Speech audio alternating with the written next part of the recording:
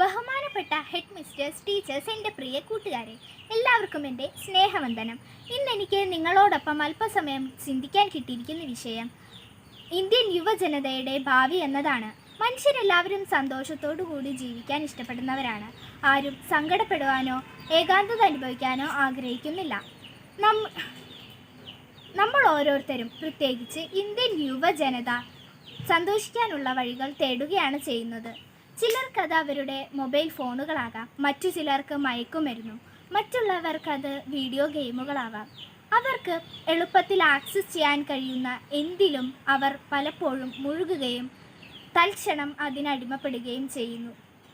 ആളുകളുടെ മാറുന്ന ജീവിതശൈലി യുവാക്കൾക്കിടയിൽ വർദ്ധിച്ചു വരുന്ന ആസക്തികൾക്ക് കാരണമാകാം. മുൻകാലങ്ങളിൽ ആളുകൾ കൂട്ടുകുടുംബമായി ജീവിച്ചിരുന്നു. കൂട്ടുകുടുംബ വ്യവസ്ഥ നമ്മുടെ നാട്ടിൽ പ്രബലമായിരുന്നു. കുടുംബാംഗങ്ങളുമായി പരസ്പരം ഇടപഴകുകയും അവരോടും സങ്കടങ്ങളും സന്തോഷങ്ങളും പങ്കിടുകയും ചെയ്തിരുന്നു. അവരുടെ അയൽക്കാരും ബന്ധുക്കളുമായും അവർ അടുത്ത ബന്ധം സ്ഥാപിച്ചു.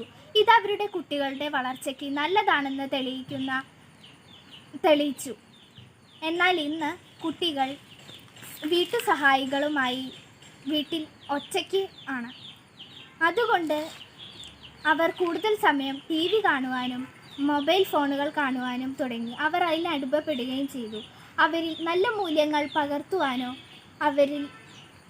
അവരോട് അടുത്ത് ഇടപഴകുവാനോ അവരുടെ മാതാപിതാക്കൾക്ക് വേണ്ടത്ര സമയമില്ല.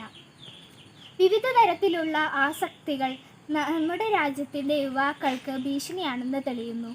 മയക്കുമരുന്ന് അടിമത്തം ഒരു ആഗോള പ്രശ്നമാണ്. മയക്കുമരുന്ന് ഉപയോഗിക്കുന്ന യുവാക്കൾ കൂടുതൽ പേരും ഇന്ത്യയിൽ നിന്നാണ്. മയക്കുമരുന്ന് വിൽപ്പനക്കാർക്ക് നമ്മുടെ യുവാക്കൾ ഇരകളായിത്തീരുന്നു. യുവാക്കൾ അവരുടെ തന്നെ ഭാവി നശിപ്പിക്കുകയും ചെയ്യുന്നു. ഇത്തരം ആസക്തികളിൽ നിന്ന് നമുക്കൊരുമിച്ച് വിട്ടുനിന്നുകൊണ്ട് ലോകത്തിനു മുൻപ് ഇന്ത്യൻ യുവജനത മാതൃകയായി തീരട്ടെ എന്ന് ആശംസിച്ചുകൊണ്ട് ഞാൻ എൻ്റെ വാക്കുകൾ ഉപസംഹരിക്കുന്നു. എല്ലാവർക്കും എൻ്റെ നന്ദി, നമസ്കാരം, ജയ് ഹിന്ദ്.